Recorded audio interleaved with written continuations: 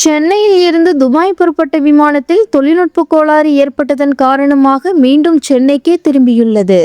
சென்னையில் இருந்து 278 பயணிகளுடன் சென்ற எமிரேட்ஸ் விமானத்தில் தொழில்நுட்ப கோளாறு ஏற்பட்டது. சென்னையில் இருந்து துபாய்க்கு பல்வேறு விமானங்கள் இயக்கப்பட்டு வருகின்றன. ஏர் இந்தியா, இண்டிகோ, எமிரேட்ஸ் உள்ளிட்ட நிறுவனங்கள் துபாய்க்கு விமானங்கள் இயக்கி வருகின்றன. வணிக நோக்கிலும் சுற்றுலா, மருத்துவம் உள்ளிட்ட காரணங்களுக்காக தினமும் ஆயிரக்கணக்கான பயணிகள் சென்னையில் இருந்து துபாய்க்கும், துபாயில் இருந்து சென்னைக்கும் பயணம் செய்து வருகின்றனர்.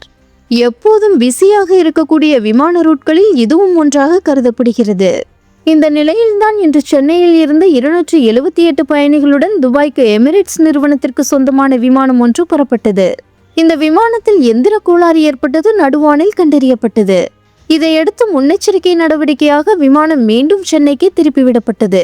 விமானம் தரையிறங்கியதும் விமானத்தில் ஏற்பட்ட தொழில்நுட்ப கோளாறை சீர் செய்யும் பணியில் ஊழியர்கள் ஈடுபட்டுள்ளனர்.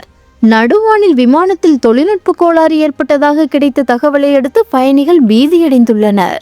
சென்னை விமான நிலையத்திலும் சிறிது நேரத்தில் பரபரப்பு ஏற்பட்டது. சமீப காலமாக விமானங்களில் அடிக்கடி தொழில்நுட்ப கோளாறு ஏற்படும் நிகழ்வுகள் விமான பயணிகள் மத்தியில் அச்சத்தை ஏற்படுத்துவதாக அமைந்துள்ளது.